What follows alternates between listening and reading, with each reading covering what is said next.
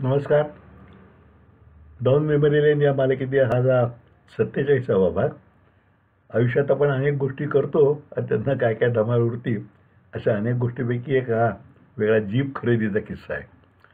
एका भागात मी माझा मित्र शरद तळेकरच्या आठवणीचा थोडक्यात उल्लेख केला होता, पण असं मनात आलं की सविस्तर उल्लेख करावा, की तरुणपणी आपण काय काय गमती गमती केल्या, गमत्या केल्या, कशा अंगाशी आल्या, कसा मार्ग काढला याच्या.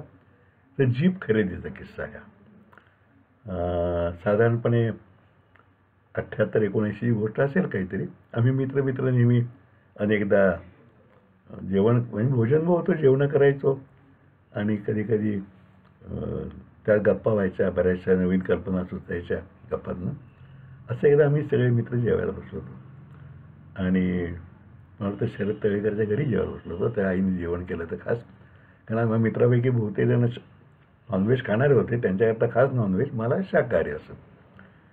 जेवण होता गप्पा निघाल्या आणि म्हणजे खरं तर ही गोष्ट जी सगळा किस्सा घडला आहे ना, तो ऐकल्यानंतर तुम्हाला आठवण येईल ती गदी माडगूळकरांची गोष्ट फार भारी होती. घोड्यांच्या शेतीची गोष्ट म्हणून. जुन्या लोकांनी कोणी वाचली असेल तर त्यांना आठवेल नक्की. त्या गोष्टीमध्ये काही गांजेकस मंडळी बसतात आणि घोडे दिसतात, सौदागर घोडे घेऊन चाललेले आणि ते घोड्याची शेती करायच्या लोकांचं ह्याचा तर गमतीदार किस्सा आहे. तर आम्ही जेवलो होतो, गांजे बिंजे काय उडलेले नव्हते, मस्त गप्पा चालल्या त्या. तर त्या दिवशी सकाळी मी जाहिरात पेपरला बघितली ती गोवा सरकारची, की कुठल्या त्या गोव्यामधल्या कुठल्या तरी मिलिटरी डेपोचा लिलाव होता. शंकर रामचंद्र लिलाववाले म्हणून पुण्याचे मोठे लिलाववाले होते, ऑक्शनियर्स. त्यांची जाहिरात होती की त्या लिलावामध्ये काही हेलिकॉप्टर्स, नंतर काही जीप, काही इतर साहित्य, मोटरसायकली अशा विकल्या आहेत आणि त्याकरता तुम्ही येऊन त्या बघा अमुक तारखेच्या आत आणखीन डिपॉझिट देऊन आपले ऑफर द्या. आणि त्यात लगेचच लिलाव तिथे होणार होता. तर आमच्या डोक्यात आलं की आता हेलिकॉप्टर आहे तर काय असणार किंमत जुन्या हेलिकॉप्टरची, पण एकदा हेलिकॉप्टर घेतला असं होऊन देत. तर मी आपलं आमचा मित्र डेंटिस्ट होते भालचंद्र, मी आता ती नाहीत, शरद तळेकरी नाहीत. तर बालबा आपण आणायचं एक हेलिकॉप्टर, एक 20,000 रुपये बजेट आपण काढू, तेवढ्यात मिळालं तर घेऊ, नये तर नाही आपलं परत येऊ. बरं गोव्याला शरद तळेकरांचे नातेवाईक आहेत तर शहराला सांगू जातो.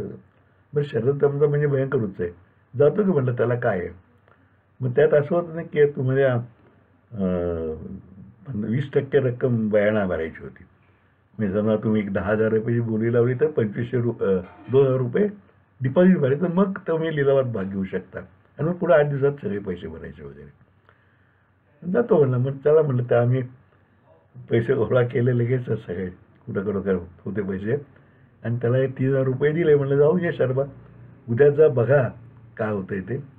असले आपल्या हेलिकॉप्टरला बोली म्हणजे बोलता तरी येईल ना, सांगता येईल पुढे. मग आम्ही हेलिकॉप्टरच्या लिलावात भाग घेतला तर म्हणून तो म्हणला हो. तो नोकरीला होता रिव्ह्यूमध्ये, तिने रजेचा अर्ज लिहून आमच्याकडे द्या म्हणलं. तेवढं सकाळी रावसाहेबांनी मामलेदारांना द्या आणि सांगा तेवढं. आणि तो गेला तिथे आणि दुसऱ्या दिवशी तो पोचला नाही, त्या दिवशी रात्री पोचला आणि परत दुसऱ्या दिवशी सकाळी आम्ही वाट बघतो फोनची काय ती येईल त्याचा. काही फोन आला नाही. मग तिसऱ्या दिवशी म्हणा, तेव्हा मोबाईल नव्हतेच ना, म्हणजे लँडलाईनवरच फोन करणार तो. फोन आला की म्हणला अरबा हे बघितलं सगळं, ते हेलिकॉप्टर आपल्या बजेटच्या फार जुनं असलं तरी फार पुढे जात आहे. विमानंसुद्धा आहेत पण ती आपल्या बजेटच्या खूप पुढे आहेत. म्हणजे आता ती मोडकळी असेल किंवा दुरुस्ती करायची असते असं काहीतरी असणार. पण म्हणलं ते जीप आहेत त्यातल्या एक जीप बरी दिसते मला, तर त्याकरता घेऊ का. म्हणजे बघ आपलं 20,000 रुपये बजेट आहे, तर तू ती जीप असली जुनी तर 10-15,000 रुपये पण काहीतरी बोल, असली तर घेऊया, काय होते त्याला दुरुस्त करू वापरता येईल. येताना तू घेऊन येशील, तू चालवतो जीप. हो म्हणलं आणतो की मी. आणि त्यांनी झुरेशी फोन केला की त्याला पैसे भरले, आता लिलाव उद्या आहेत.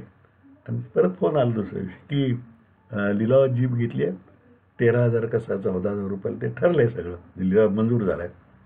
आता पैसे तर म्हणलं तो म्हणला मी नातेवाईकांना घेऊन भरतो आणि जीप घेऊनच येतो. म्हणजे ठीक आहे, हे घेऊन आपण इथनं त्यांना पैसे पाठवू चेक काढून. आणि दुसऱ्या दिवशी सकाळी दुपारी 2-3च्या दरम्यान त्याचा फोन आला.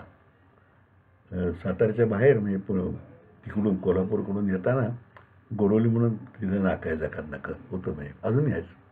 आता नाका आहे फक्त, जाकात संपली. फोन आला की अरे बा जीप घेऊन आलो आहे, कुठं उतरवायची. म्हणलं उतरवायचे म्हणजे जीप इकडे घेऊन ये ना घरी. नाही नाही मला ट्रकात घालून आणले. अरे म्हणलं आता काय भानगड आहे ट्रकात घालून. अरे मग ट्रकात कसली घालून. नाही म्हणलं ती चालू नाही आहे ना, बंद स्थितीत आहे, म्हणून ट्रकात घालून आणले. बरं म्हणून आता ट्रकमधनं जी पुरवायची म्हणजे तशी 2 लेवल असलेली कुठेतरी जागा पाहिजे ना. तर आत्ता जिथं नगरपालिकेचं ऑफिस आहे तिथं जुनं एक जागा होती की उताराला एका बाजूला उतार आणि दुसऱ्या बाजूला चढ. म्हणलं तिथं ट्रक आणून लाव, म्हणजे ते मागच्या बाजून ढकलून जीप खाली काढता येईल. आला तो एक 15-20-25 मिनिटात आला. इथं आम्ही ते आपली मोटरसायकल काढली आणि गेलो. बघितलं ते एकदम जीप असं बघवण्यासारखी नव्हती. तर आता काय काढली त्यांना ढकलून बाहेर जीप काढली. ट्रकवाला भाड्याचे पैसे दिले आणि आम्ही डोक्याला हात लावून आता काय करायचं आहे जीपचं. कारण आम्हाला वाटलं चालू जीप असेल ना, चालू स्थितीतली असेल. मग म्हणून ठीक आहे आता ते सगळंच म्हणजे ज्याला आपण गंजलेल्या परिस्थिती म्हणतात तशी होती जीप. मग तिथनं आता कुठं न्यायची. तर आमच्या हरी मिस्त्री म्हणजे हॅरी डेव्हिड पण तो हरी मिस्त्री आमचा जुदा मेकॅनिक मोठा, त्या गॅरेजपर्यंत उतरणी जाण्यासारखी होती. मग शर्बा बसले ड्रायव्हिंगला, म्हणजे ड्रायव्हिंग नुसतं स्टेरिंग धरायला आणि मागणं आम्ही ढकलली आणि ते उतारण सावकाश सावकाश सावकाश त्या हरी मिस्त्रीच्या 50 वाटत गॅरेजवर तिथपर्यंत पोहोचली. लावली गॅरेज. अरे म्हणलं ते काय आणले जळून तुम्ही. म्हणलं अरे आणलंय खरं, आता बघ का खोल सगळं एकदा कळ. आणि मग त्यांनी 2-3 पोरं मदतीला घेतली. मी एकदा घरी चक्कर म्हणून सांगितलं येतो जरा उशिरा म्हणून, आणि खोला घेतली. 2-3 तासामध्ये सगळे पार्ट सुट्टे केले. असं ते बघितलं. सगळं काढल्यानंतर लक्षात आलं की याला बरीच दुरुस्ती करायला लागणार आहे. पण आता गळ्यात घोंगडं तर घेतलेलं आहे. म्हणलं अरे कर आता दुरुस्ती, काय काय पार्ट मिळतात बघू गैरसं. मग 3-4 दिवस आणि 4-5 हजार रुपये खर्च करून ती एकदा जीप तयार झाली म्हणजे आता होती, पण ती नाही चालू झाली रस्त्यावरून. मग जीपमध्ये वरती ट्रप नव्हता, तर ओपन जीप होती. मग ती एकदा चालू झाल्यानंतर बसलो चालवायला. जरा गावातनं 2-4 चक्रा बिकरा मारल्या, बरी चालत होती. मग कुठं काही इकडे आणखीन दुरुस्ती लागते ती सगळी केली. मग रजिस्ट्रेशन करायला लागत होतं ना, का ती आर्मीची जीप होती. रजिस्ट्रेशन केलं आणि माझं आठवण बरोबर असेल तर तेव्हा MHP 8087 असा काहीतरी नंबर त्या जीपला मिळाला. पुढं करायचं काय. बरं वडिलांना हा काही सांगून उपयोग नाही, रागावले असते. म्हणून ती जीप तळेगाच्या इथं लावायचं ठरलं. बंद केव्हा तरी बाहेर काढायची. बरं ती जीपला पेट्रोलही जास्त लागायचं साध्या गाडीपेक्षा. इकडं तिकडे हिंडवायची, परत नेऊन लावायची. मग आता म्हणलं हे विकून टाकल्याशिवाय काय पर्याय नाही. बरं सगळा हिशोब आम्ही काढला तर जवळजवळ 18-19 रुपये खर्च झाला तेव्हा. नवीन जीप तेव्हा फार महाग नव्हती, 40-45 रुपये मिळेल. पण आता ही जुनी जीप कोण घेणार. सुदैवानं त्यानंतर इलेक्शन कुठला तरी सीझन आला, बहुतेक असेंब्लीच्या इलेक्शन्स लागल्या. म्हणून आता ह्या सीझनमध्ये जर गाडी गेली तर ठीक आहे, नाही तर आपल्या घरात हे घोंगडं कायमचं अडकलं. मग खटपट करून इकडं जा तिकडं जा, किंवा याला कॉन्टॅक्ट कर, बघ कोण तुझ्याकडे गिराईक आहे का बघ. मोटार एजंटही असतात ना. हा एजंटवरनं आठवलं एक गमत सांगतो. सातारला मान्या पवार म्हणून एक एजंट होता आमचा नेहमीचा. स्कूटर, जुनी मोटरसायकल किंवा हे विकायला तो. आणि तो त्याला मला मनबाई बघा कोण गिराईक आहे का. आणलं त्याने एक गिराईक शेवटी. 1 मिनिटामध्ये थोडासा बदल करून होतो. तो म्हणे इतका भारी होता की डायरीत सगळ्यांनी लिहिलं जायचं. म्हणणं एक दिवस आला, म्हणला अहो का मजा आली काल. त्या अमुक डॉक्टरची जीप होती ना, ती भंगारमध्ये विकली. अरे म्हणलं भंगार जीप नाही, गाडी होती जुनी, फोर्ड गाडी होती. म्हणलं काय अहो पण फार मजा आली म्हणले. ते शेवटी एक दर असा ठरला की अमुक रुपये किलोप्रमाणे दर ठरला म्हणलं. आणि ते घेणारा वाटलं काय 400-500 किलो भरेल. मग ती बैलगाडीने जोडून ती काट्यावर नेली. 800 किलो भरली हो म्हणला. आणि 1600 रुपये 16,000 रुपये कसे काहीतरी मिळाले असा माने आमचा. तिने आणलं गिराईक. कोणतरी कार्यकर्ता होता आणि त्या आमदार उमेदवाराला प्रचाराला पाहिजे होती. वाटाघाटी केल्या आणि काहीतरी 15-16 हजार रुपयाला ती विकून टाकली. सगळ्या प्रकरणामध्ये पदरचे 3-4 हजार रुपये तरी गेले. पण एक अनुभव मिळाला वेगळा, म्हणजे माझे निम्मे डॉक्टर लिमायचे निम्मे. कारण ते बरोबर करायचं ठरलं तर दोघांना हाऊस जाणगी ना. आणि त्या जीप प्रकरणात मी मोकळं आलो. पूर्वी एक 62च्या सुमारास 1962च्या संरक्षण खात्यात जीप घोटाळा मोठा गाजला होता. जीप खरेदीमध्ये मोठा अपार झाला वगैरे. तसा आमचा एक जीप घोटाळा नाही, पण जीप प्रकरण निर्माण झालं. आणि त्यामुळे एकच झालं की जीपसुद्धा आपण जीप चालवली बरेच दिवस. त्यांना एक 8-15 जुगी चिंडलो ओपन जीपमधनं वगैरे. एवढं सांगायला झालं. आणि जीप केव्हा तरी घेतली ती, हेही सांगायला झालं. शेवटी असं आहे ना की आपला जे यश असतं ते आपण लोकांना सांगतो, हे अपयश कोणाला सांगणार.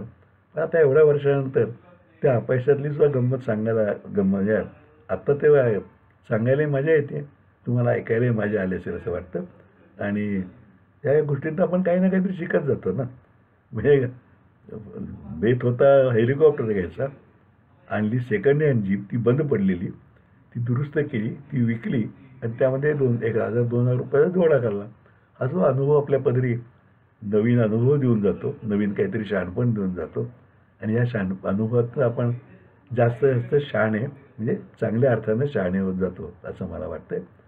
आज आता इथेच थांबूया. उद्या आणखीन काहीतरी नवीन अनुभव आणि नवीन आठवण. तोपर्यंत नमस्कार.